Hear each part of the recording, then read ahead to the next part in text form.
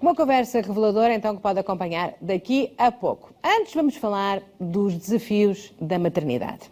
Ora, desde a realidade que a Joana sonhava ser mãe, sempre com uma boneca ao colo, esta filha única combatia a solidão a brincar, a mamã que queria ser no futuro. Quando, aos 10 anos, nasceu a irmã mais nova, o instinto maternal da Joana despertou, entre fraldas, naturalmente, banhos e biberons. Aprendeu a cuidar de uma criança de carne e osso. Depois dos 30 anos, já casada e com uma carreira bem-sucedida, decidiu que tinha todas as condições para construir uma família. E foi então que descobriu que o sonho poderia não se concretizar. Jamais. Depois desta grande desilusão, a vida nunca mais foi a mesma. Vamos saber então o que é que mudou para a Joana Folgado. Olá, Joana, faz favor de entrar, faz favor. Não posso beijá-la, não posso agarrá-la, mas é tão linda, isto este. Tem que se fazer bebés, de facto. Faz favor de sentar, Joana. Boa tarde, muito obrigada. Oh, Joana, eu imagino, há pessoas que nunca pensaram em ter filhos. Há outras que pensaram desde sempre, não é? Verdade.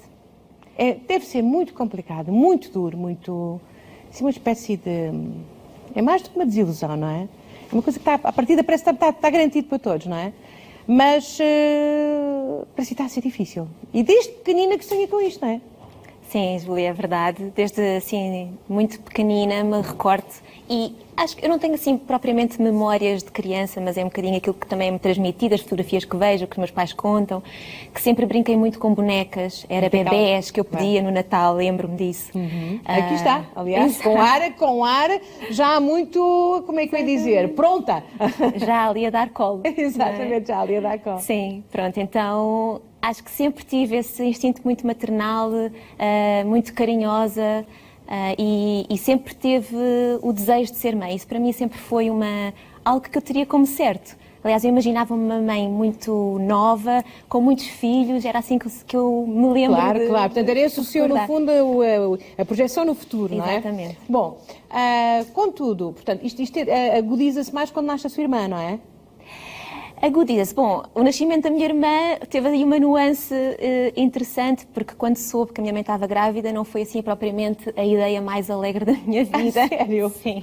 Acho que uma filha única durante 10 anos e com as atenções das avós e da família, não foi assim a ideia, não foi a ideia mais trondosa. Mas foi muito engraçado e a fotografia é muito giro, porque foi no dia em que a minha irmã nasceu e fui visitá-la à maternidade. E então, eu acho que desde o nascimento da minha irmã, no exato dia em que ela nasceu, todos esses ciúmes, aquilo que estava ali, de ser difícil de lidar com a ideia de nascimento de mais uma... Caiu tudo ali. Não, aliás, nota-se o seu perfeito encantamento e o cuidado, é entre a curiosidade... Eu acho que é um bebê a sério, isto é uma boneca a sério. Este agora é sério e eu vou gostar imenso de brincar. Acho que foi isso também que aconteceu na prática, porque realmente ela transformou-se na minha bebê, um bocadinho assim, não é? O instinto maternal aqui foi logo, disparou, não é? Sim, eu basicamente fazia tudo aquilo que a minha mãe fazia também, não é? Já era crescidinha, claro. Andava com ela para todo o lado, ela foi crescendo muito na minha companhia, levava para o pé dos meus amigos, levava naquilo que eram as minhas atividades de lazer, portanto ela acompanhava-me quase no... Umas fotografias deliciosas, de facto, que provam essa cumplicidade. Bom, sim. Portanto, então, jovem Joana pensa em casar cedo, não é? Ter uma família cedo. Bom, nesta altura acho que ainda não teria... Não, com 10 anos. Não, eu estou a dizer assim na adolescência, sim, não é? É verdade. Portanto, já disse que devia-se muito jovem a ter bebés muito jovem. Tem uma relação que dura algum tempo, aliás, demora tempo, mas depois não fica, não é?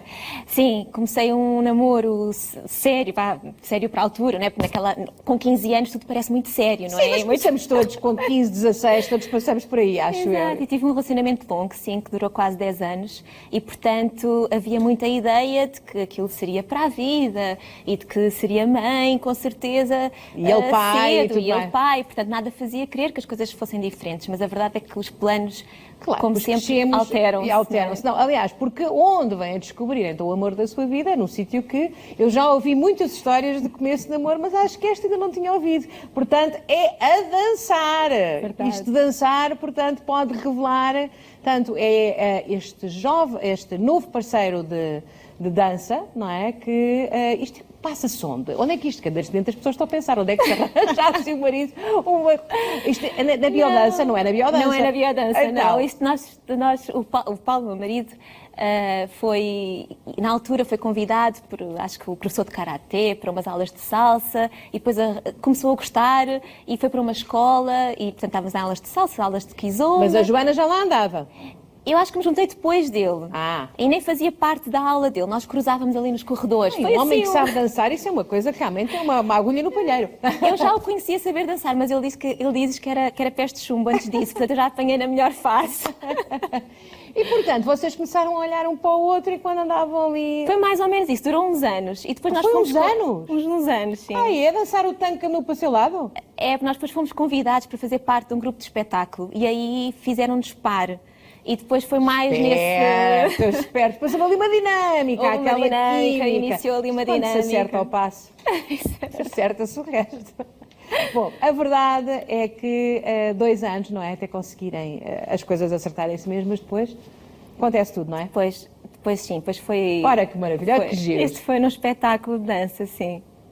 Pronto, foi nos camarins antes de entrarmos.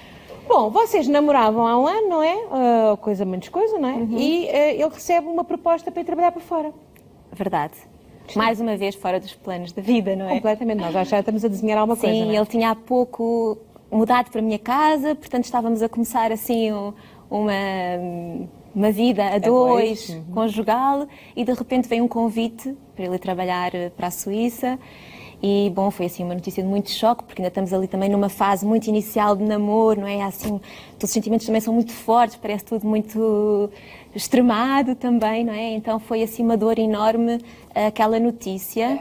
Que era uma decisão, não é? Que implicava uma decisão. Foi uma decisão conjunta, mas aquilo que chegámos à conclusão foi ele de facto iria aceitar a oferta e a expectativa era, mediante como as coisas corressem na Suíça, eu poder me juntar mais tarde, enfim, os planos ficaram um bocadinho abertos. Mas entretanto a sua carreira continuava cá. Continuava. E muito boa, não é? Pois. O que é que faz? Ou fazia? Sim, eu tirei gestão de empresas. E depois fui trabalhar para uma grande empresa, neste caso um banco, e trabalhei desde 13 anos, nos meus últimos 13 anos. Mas trabalhou muito, portanto, muito, estamos a falar de uma carreira realmente muito marcada eu acho por um que ritmo... As coisas às vezes também não acontecem por acaso, ou eu acredito que não, e no dia a seguir ao Paulo se ir embora eu fui promovida. Fui chamada e fui promovida. Extraordinário, isso realmente pareciam os sinais todos do universo. Parecia, sim, até porque ninguém lá no trabalho ainda sabia desta alteração de vida. E, portanto, foi assim, a partir daí fui envolvida em novos projetos, comecei a liderar equipas, enfim, sempre com mais e mais exigência. Portanto, a ideia de ir para a Suíça não... Foi-se adiante. Foi-se adiante. Mas o Paulo, militantemente, vinha a Lisboa todos os fins de semana. É verdade. Deve ser muito difícil manter uma relação assim.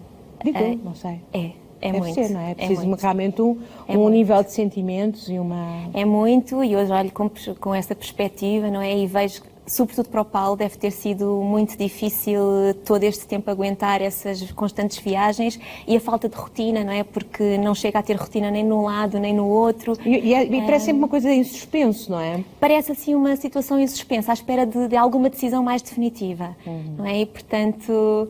Acho que foi mesmo assim, foi uma vitória para nós, foi também um tempo de muito teste da relação, de muito crescimento da relação. Imagino que sim, mas casaram. Casámos nesse período também, fiquei noiva nesse período. Lindos. Ai, que lindos, realmente casal tão bonito. Portanto, ficou noiva, casou. Verdade. E a pensar, um dia destes, portanto, casaram com que idade? A Joana tinha antes dos 30? Nós casámos em 2014, portanto, sim, estava a fazer 30, sim, 30, portanto, praticamente. E a Joana a pensar que lá após 30 vêm os bebés. Sim. Ainda se mantinha essa perspectiva de mãe cedo, antes dos 30. Para mim, 30 era assim, como se eu pudesse controlar, de facto, as variáveis todas. Não é? Para mim, 30 era assim uma idade que eu acharia que já gostaria de ser mãe e enfim, tudo estava previsto na minha cabeça, naquela sequência, não é? E ao final de um ano de casamento, decidimos começar a tentar. Temos engravidar, então. E... Na altura o Paulo ainda estava na Suíça, não é? E a perspectiva era, vamos deixar que as coisas aconteçam e quando acontecerem vamos então tomar uma solução mais definitiva na nossa vida e que na altura passaria mais pelo Paulo voltar a Portugal. Claro, portanto, a natureza manifesta-se e em função disso nós somos obrigados a tomar uma decisão, não é? No fundo era esse o nosso plano. Contudo, a natureza mostrou-se um bocadinho pouco generosa, não é? Pouco generosa. Muito pouco generosa. Sim. Portanto, o Paulo continuava lá, a Joana continuava cá, mas o bebê não vinha. O bebê não vinha. E eu acho que aí é que começa a ser difícil encarar isto, não é? Porque quando a pessoa ouve casos de outras pessoas que estão a lidar por situações semelhantes, existe uma certa compaixão, não é? E eu senti essa compaixão, coitados, não conseguem, é um bocadinho esse o pensamento, mas algum distanciamento bom, mas isso não vai acontecer comigo, quase assim um bocadinho de proteção. A nossa vida é outra, não é? A nossa vida é outra, claro. A natureza vai ajudar, não é? Não existe a perspectiva de que possa acontecer. E aí é que começa depois... Por cima, estou a falar com uma menina que, muito dada às coisas que têm a ver com o bem-estar físico, não é? Que já tinha antes, não é? Sim, por exemplo, a dança, sobretudo a dança sempre fez parte da minha vida. Desde os 3 anos comecei no balé e não parei desde então. A ideia da infância era o bailado, não é? Sim, eu pequenina queria ser ou era bailarina ou era psicóloga, porque eram as 2 coisas que eu mais gostava. Depois acabei por ir por nada disso, não é? Mas, na verdade, quando era pequenina era esse o meu sonho. E são 2 coisas que me fizeram também chegar até aqui, hoje, e a seguir agora esse sonho... De alguma forma está aí. Sempre esteve. De alguma forma está aí. Sempre esteve. Joana, portanto, eu imagino que para quem tem... Nós todos temos como dado adquirido que somos férteis, não é? Uhum. E que vai acontecer, não é? Verdade. Mas cada vez mais, e nos tempos modernos parece que existem novas variáveis nos nossos estilos de vida que impedem isso. Portanto, quando passa o primeiro ano sem engravidar, passa o segundo, já pensava que ia ser difícil ou ainda estava naquela... Bom, mas não calhou. Se calhar estou muito estressada, se calhar... É assim, a esperança de que acontecesse, essa fé de que vai acontecer, sempre esteve. Mas o turbilhão de emoções são muitos, não é? Acho que ninguém está preparado para lidar com esse percurso. Porque todas aquelas emoções mais negativas, se é que existe alguma conotação nas emoções, surgem, não é? A inveja, a culpa por não estar a acontecer, o medo de poder não ser mãe, que era um sonho que eu queria tanto, o desânimo de ciclo mensal após ciclo, de não acontecer, é a esperança e depois o desânimo, esta alternância, não é? A frustração, porque nós sempre fomos pessoas muito saudáveis, nem temos de hábitos e estilos de vida, a fazer exercício, a comer bem, a tomar vitaminas. E depois ouvimos as histórias dos outros, não é? Toda a gente parece, de repente, toda a gente engravida muito facilmente. E às vezes até nem estão a pensar... de bebés à nossa volta. Exatamente. Às vezes até parece que nem estão a pensar ser mães e de repente estão grávidas.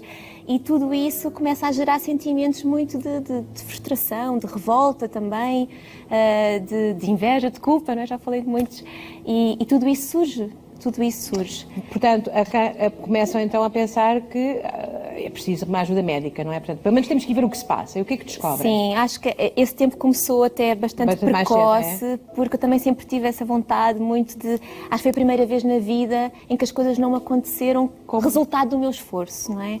Eu empenhava-me, eu fazia as coisas acontecer. Nós temos muita mania que se tivermos foco, chegamos lá, exatamente. Não é? E aqui o foco não chegava. E aqui o foco não chegava. E muito antes, estava para aí com 6 meses depois de começarmos a tentar engravidar, eu comecei à procura de tudo o que pudesse ajudar. E aí também há muito ruído, muita informação, porque todas as pessoas que se nos chegam até nós vêm com uma solução miraculosa, não é? Eu conheço alguém que fez acupuntura e resultou. Eu conheço alguém que foi este médico e resultou. E de repente a pessoa está dispersa em várias frentes na tentativa de conseguir... E esperança renovada na próxima tentativa. Exatamente. E eu hoje olho para trás e vejo quão fácil é perdermos também no meio desta informação, destes estímulos, desta pressão social também que existe. E na altura eu experimentei tudo isso. Fui para todas as medicinas alternativas, eu experimentei, e uma coisa que me ajudou muito nesse momento foi iniciar psicoterapia, procurar suporte emocional. Estava a ficar... Sim, muito ansiosa, muito nervosa, medo, aquele sentido de urgência que tem que acontecer porque o tempo está a passar. Pois há pois nós todos fazemos aqui uma coisa que é uns calendários mentais, não é? Uns calendários mentais. Tem que ser até aquela altura, porque se não for, depois já não dá por esta variável ou outra. Como se as coisas mais maravilhosas da vida acontecessem com pressa, não é? Que não acontece normalmente. E segundo o calendário, não é? E segundo o calendário. Descobre então a determinada altura que há de facto um impedimento, digamos, de natureza física, não é? Que é seu, não é? Portanto, tem uma baixa reserva ovárica, que é algo bastante comum hoje em dia em muitas mulheres, que, bom, não conheço em detalhe, ter mais provas científicas de que se trata, mas também creio que todo o nosso ambiente a que estamos expostas, todas as situações envolventes na sociedade de hoje também não colabora, mas à partida seria alguma coisa que já viria supostamente connosco. E, portanto, a baixa reserva ovárica o que indica é uma baixa reserva de óvulos. As mulheres já nascem com todos os óvulos que vão ter a vida toda. Portanto, indicia que há baixo volume. Ainda assim, nós só precisamos de um para engravidar, não é? Portanto, não é uma condição que determina à partida fracasso ou insucesso. O que os médicos suspeitaram é que o nível ser tão baixo poderia indiciar também uma baixa qualidade.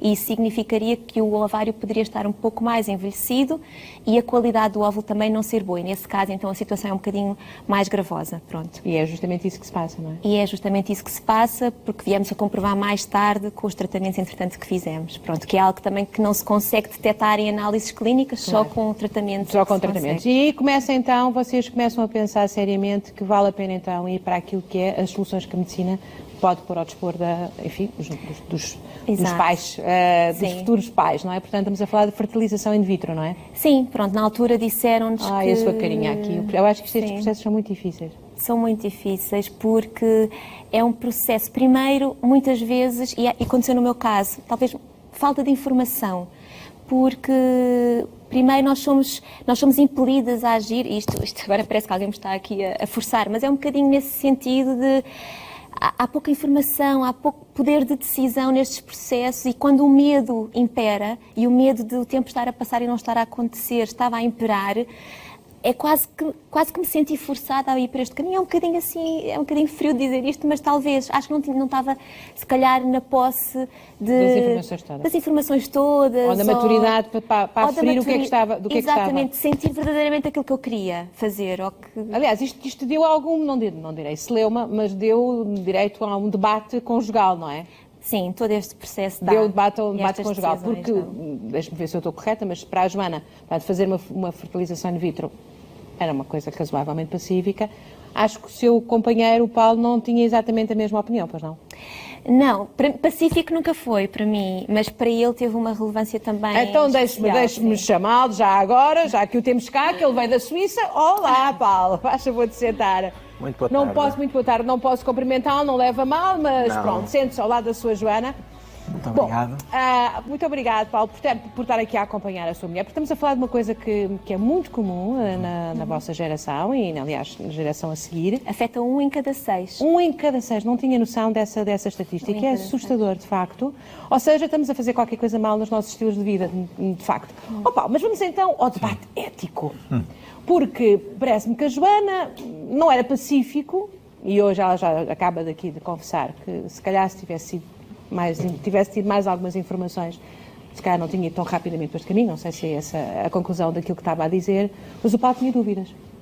Sim, eu tinha dúvidas, porque era aquele caminho que nós nunca tínhamos perspectivado, pelo menos eu nunca perspectivei. Mas isso tem a ver com as suas convicções éticas, religiosas? Tinha a ver com o facto de achar sempre que iríamos conseguir por uma via normal e uma via natural, sem que tivesse que forçar ao ponto de recorrer à ciência.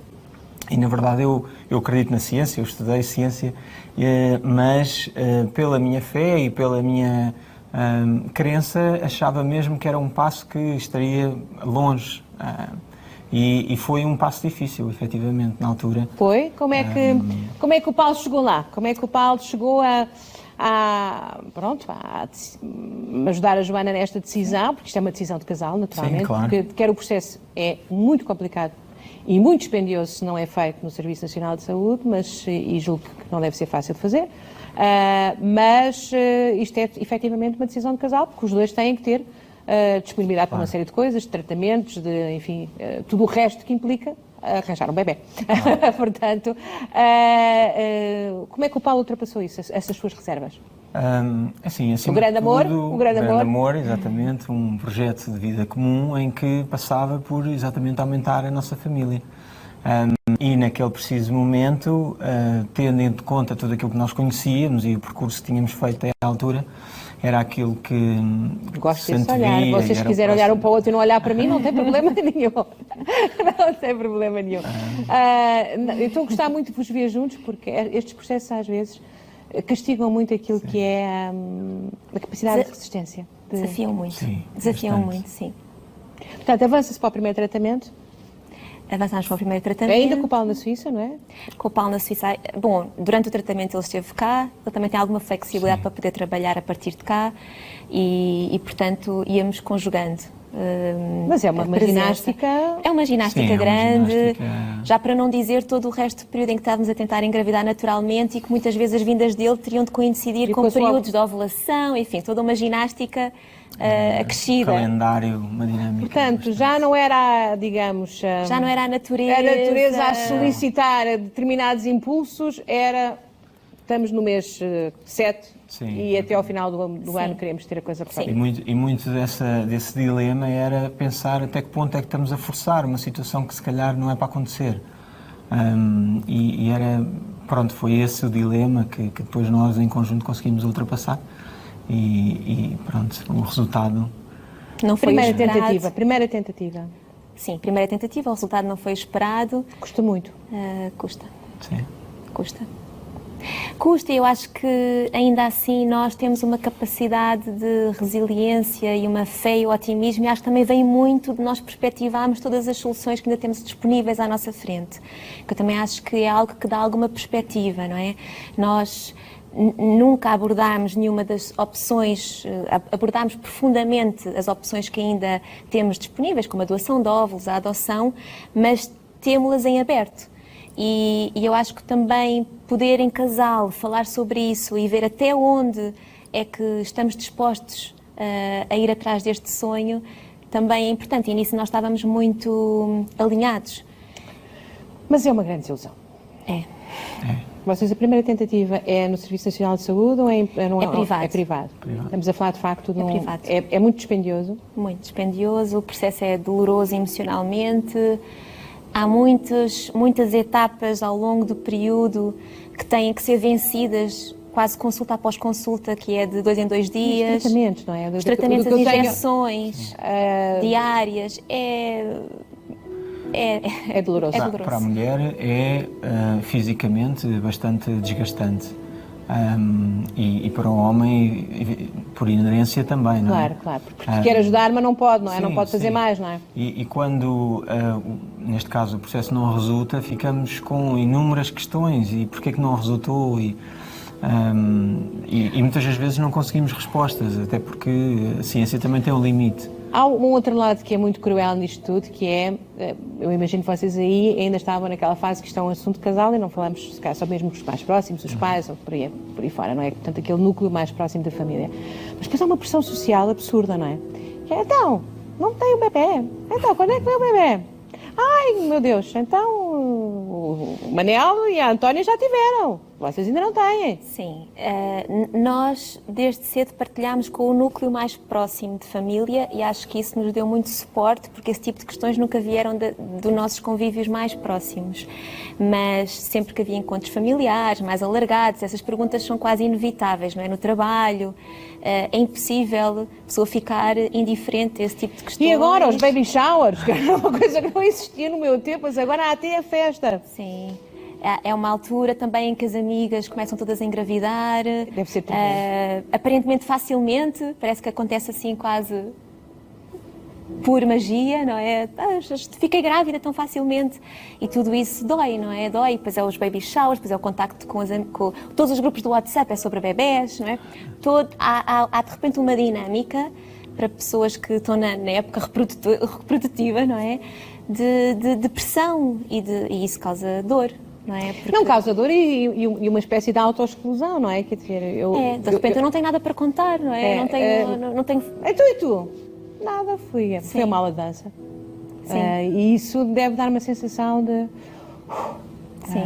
Estou-me a esforçar tanto. E ninguém sabe, ou sabe muito pouca gente, não é? Portanto,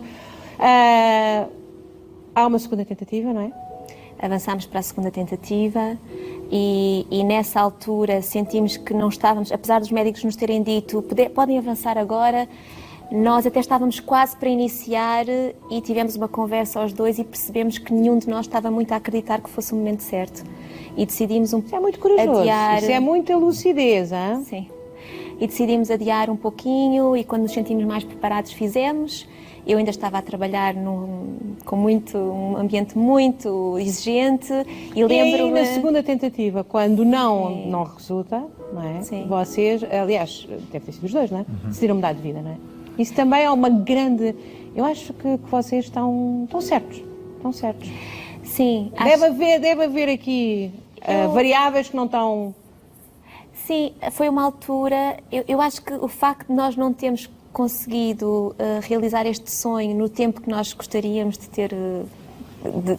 ter conseguido, não é? Também nos levou ao momento em que nós estamos hoje. Hoje, não é? Não é? E onde é que estão? Então, neste momento, saí do meu trabalho. Portanto, rompeu com a sua carreira altamente bem-sucedida, porque achou que também não lhe estava a fazer bem, não é? Foi uma decisão também difícil, mas ao mesmo tempo tranquila, porque senti que era mesmo por aí. E foi para o pé do Paulo? E fui para o pé do Paulo. Estão na Suíça, não é? Estamos na Suíça, com uma vida mais tranquila e deu-me a mim também a oportunidade de mudar a minha carreira neste momento e estou a fazer aquilo que me apaixona, que me dá propósito. Cá estamos e chegamos à dança e chegamos à Fertility Coach, não é? Que eu não sabia que existia, mas portanto, para antes de mais, o que é a biodança? Isso é uma pergunta sempre muito válida. Não, porque eu sou uma pessoa que tem que estar informada, porque estas novas gerações, vocês trazem coisas que eu tenho que saber. Portanto, o que é a biodança? Biodança, bom, acho que a experiência da biodança é muito redutor transmitir por palavras, mas eu vou fazer o meu melhor. Faz favor, parece que me vai conseguir, diga lá. Sim. Que no fundo é um curso, um sistema de desenvolvimento pessoal, mas que utiliza a música, o movimento e situações em grupo nesse processo, como uma forma da pessoa também se conectar mais consigo, com as suas emoções, com os seus instintos e também se conectar mais com os outros e com o mundo que está à sua volta, com o contexto que a rodeia. E há uma forma, portanto, é uma espécie também de conhecimento interior. É autoconhecimento, é exploração de criatividade, de autoestima, de relacionamento afetivo. Pratica ou ministra? Pratico e vou ministrar. E vai ministrar, muito bem. Portanto, isto faz parte então daquilo que é a nova etapa da sua vida. Exatamente. Não só, porque entretanto também me dediquei a esta área da fertilidade, que eu não gosto de chamar infertilidade, porque acho que é um rótulo que... Não sei se reparou, mas eu não disse em nenhum momento que era muito bem. Não disse uma única vez. Perfeito. Achei logo que não ia correr bem. E perfeito. E dedico-me hoje a ajudar mulheres e homens que estejam nesta jornada de quererem concretizar o sonho de serem pais ou de aumentarem a família. Portanto, fez uma certificação como coach nesta matéria? Fiz certificação como coach nesta matéria da fertilidade e sobre um método que se chama Fertile Body Method e já tinha o coaching, portanto são tudo ferramentas que eu vou incorporando, programação neurolinguística, a biodança. O PNL! Então são tudo ferramentas que eu fui ao longo do tempo adquirindo, porque o meu gosto por desenvolvimento pessoal também já vem de há longos anos e dei agora um sentido maior, que no fundo é fazer algo em que eu posso conjugar esse meu conhecimento aliado àquilo que é a minha experiência de vida também pessoal e, portanto, sei perfeitamente a dor, sei perfeitamente as estratégias mais eficazes, ou pelo menos que para mim funcionaram e que sei que podem funcionar com outros, e é isso que hoje em dia faço, assim, de paixão. De paixão, portanto, ficou a gestão de empresas para trás e faz isso tudo, está a fazer isso tudo na Suíça, porque eu ouvi falar que tem um projeto de 9 encontros, é isso? Tenho um projeto neste momento em Portugal que se chama Uma Vida Mais Fértil, em que me conjuguei reuni com mais 2 mulheres, também na mesma situação de estar a engravidar. Exatamente, de fertilidade adiada. Exatamente. E foi assim uma coincidência muito feliz e começámos a desenvolver um projeto cá em Portugal no sentido de apoiar, de dar mais informação e de poder suportar pessoas que estão... Aqui está o site, portanto, é este o... São as 2 amigas, que agora são amigas, na altura eram conhecidas, não é? Conhecemos assim por coincidência. Não acredito que haja coincidências, acho que estava mesmo reservada esta união e hoje fazemos conferências com especialistas, lançámos um podcast chamado Uma Vida Mais Fértil, onde trazemos testemunhos, trazemos especialistas para falarem sobre temáticas que possam ajudar as pessoas que nos ouvem. E está muito realizada, a sensação que eu tenho, está aí toda luminosa e o Paulo está todo feliz a ouvi-la falar, ou seja, deve ter... A felicidade dela também é a minha felicidade, não é? Porque é uma etapa nova, não é? E exatamente o que a Joana estava a dizer, se não há coincidências, esta que seja a razão pela qual nós estamos a fazer este caminho. Claro. E de momento, já houve uma 3ª tentativa? Vamos. Ainda vão? Vamos avançar para uma 3ª tentativa, agora pelo Serviço Nacional de Saúde. Sentimos que chegou o momento, já passou 2 anos, passaram 2 anos desde a última fertilização. Também existe ideia médica que, fazendo outro tratamento, com outro protocolo, que as coisas possam funcionar e alimentamos nessa esperança, não é? E estão preparados? Sim. Eu acredito que sim. Acho que todo este caminho dá-nos recursos para poder lidar com a frustração e com os momentos mais difíceis. A dor vai existir sempre. Se o resultado for negativo, a dor está lá, não é? Existe sempre. Sim. A fé e a esperança e esta confiança de caminho existe muito, não é? Então, partimos para esta fertilização com esse olhar, também um olhar mais tranquilo, com menos pressas. E com uma Joana muito mais relaxada, muito menos dispersa numa série de coisas, não é? Que às vezes menos necessidade, se calhar, de controlar, de ter as coisas a acontecer segundo o meu plano e muito mais confiante de que as coisas também chegam com algum sentido e com algum propósito. Bom, olha, já me arrumou completamente. Bom, portanto, vou fazer uma pergunta difícil. Tenho que a fazer. Muito bem. E se não der? É sempre uma pergunta difícil. Eu sei. Quando mentiria se dissesse que fica tudo bem? Mentiria, porque... Não faça isso, esteve tão bem até agora. Não vou mentir. E a verdade é que quando o sonho é muito grande, por mais que... Até porque muitas pessoas dizem, vais ver que quando deixares de pensar nisso, é quando acontece. Quando forem de férias e relaxarem, vai acontecer. Como é que não se pensa nisto, quando é algo que a pessoa quer tanto, não é? É impossível. Quando a esperança existe, é impossível a pessoa dizer que fica tudo bem. Fica tudo bem. Nós vemos ainda caminho pela frente, opções disponíveis e vamos fazendo esse caminho. Pronto, é um bocadinho isso que nós temos vivenciado. Crescemos muito como casal, temos tido conversas difíceis. Acho que este tempo de preparação também pode ser visto como um tempo de preparação para sermos pais. Fizemos um programa também muito interessante, os dois, um curso a 2 de casal para casais que estejam a viver esta situação. Falámos sobre muitas temáticas importantes, razões para sermos pais, enfim, explorámos... E desmistificámos o tabu que era falar sobre isto. Lidar com a situação. Houve um tempo que não conseguiam, difícil, comunicaram com outra a ansiedade e a dor que isto provocava. Sim, porque a pessoa sabe que quando fala causa dor. Então... Vamos calar, não te digo nada que eu estás tão bem disposto, não é? Sim. Falar para quê? Não vamos falar. E a partir desse momento, desse programa, desafiaram-nos mesmo para vivenciarmos como se já estivesse a acontecer. E se já estivesse? Então nós mudámos a linguagem e tudo. Agora dizemos muitas vezes quando tivermos filhos... Isso é o PNL. Isso é a programação neurolinguística. Exatamente. Mas pusemos muito isso em prática aos dois e deixou de ser um tabu. Agora passamos cá na roupinha dos bebés e dizemos, olha que bonito, e falamos sobre isso. Deixou de ser visto com dor, mas com esperança. É uma perspectiva totalmente diferente, não é? Totalmente diferente, sim. E muitas vezes até dizíamos assim, quando tivemos a nossa família, que era uma coisa que nós realmente nem nos tínhamos apercebido do poder que esta frase tem. Quando tivemos uma família, nós já temos uma família. Vocês já são uma família. Nós já somos uma família, não é? Então este atentar à linguagem e experienciar como se fosse acontecer, se estivesse a acontecer. Bom, então eu também vou entrar no PNL. Quando vocês tiverem a situação definitivamente encaminhada, ou seja, vem um bebê a caminho, visitem-me, está bem? Pode ser, pode ser. Com muito gosto. Vocês vão fazer, as coisas vão acontecer aqui em Portugal, não é? Portanto, vocês continuam a ir e a vir, e quem sabe se um dia destes não voltam, não é? Nunca se sabe, não é, Paula?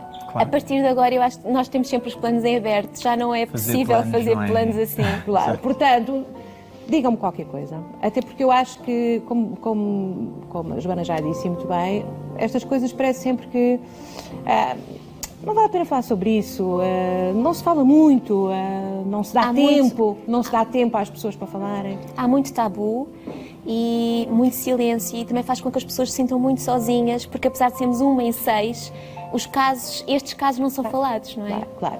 Bom, está combinado. Quando estiverem à espera do bebê, venham-me visitar, está bem? Programação neurolinguística. Quando tiverem, eu quero saber tudo, está bem? Está combinado? Assim será. Pronto, muito bem. Então, sendo assim, não vos digo mais.